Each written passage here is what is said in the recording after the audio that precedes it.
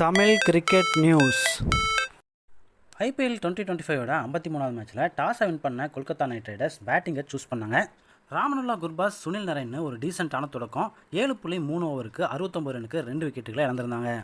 Andrew Russell, ring சிங்கோட கடைசி கட்ட அதிரடியால் 206 ரனுக்கு 4 விக்கெட்டுகளை இழந்திருந்தாங்க 20 ஓவர் முடிவில். ஆண்ட்ரூ ரசேல் 6 6 4 4ன்னு 25 பாலுக்கு 57 ரன்னும், ரிங்கு சிங் 2 6 1 4ன்னு 6 பாலுக்கு 19 ரன்னும் அடிச்சிருந்தாங்க.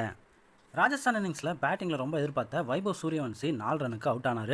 எஸ்எஸ்வி ஜெய்ஸ்வால் 21 பாலுக்கு 34 ரன் அடிச்சுட்டு அவுட் ஆக 7 ஓவருக்கு 66 ரன்களுக்கு 3 விக்கெட்டுகளை இழந்திருந்தாங்க ராஜஸ்தான் ராயல்ஸ். ஒரு பக்கம் விக்கெட் விழுந்தாலும் ரியான் பராக் 6 பாலுக்கு தொடர்ந்து 6 6 அடித்து கலக்கியிருந்தார். மொத்தமாக 8 6 4 4ன்னு 45 பாலுக்கு 95 ரன் அடிச்சுட்டு அவுட் ஆனார். கொல்கத்தா நைட் ரைடர்ஸ்க்கு 17-18வது ஓவர் பெரிய திருப்புமுனை அமைஞ்சது. 17வது ஓவர் போட்ட சுனில் நரைன் 6 ரன் மட்டுமே கொடுத்திருந்தாரு.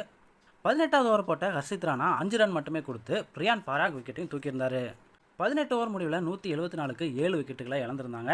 கடைசி 2 ஓவருக்கு 33 ரன் தேவைப்பட்டது ராஜஸ்தான் ராயல்ஸ் வெற்றிக்கு. 19வது ஓவரில் 11 ரன்கள் கிடைக்க கடைசி ஓவரில் 6 பாலுக்கு 22 ரன் தேவைப்பட்டது ராஜஸ்தான் ராயல்ஸோட வெற்றிக்கு.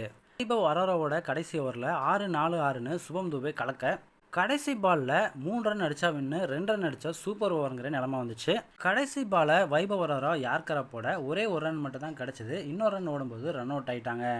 கடைசியாக ராஜஸ்தான் ராயல்ஸ் 205 ரன் மட்டுமே எடுத்து 8 விக்கெட்டுகள் இழந்திருந்தாங்க 20 ஓவர் முடிவில். கொல்கத்தா நைட் ரைடர்ஸ் ஒரே ஒரு ரன் வித்தியாசத்தில் வின் பண்ணியிருந்தாங்க.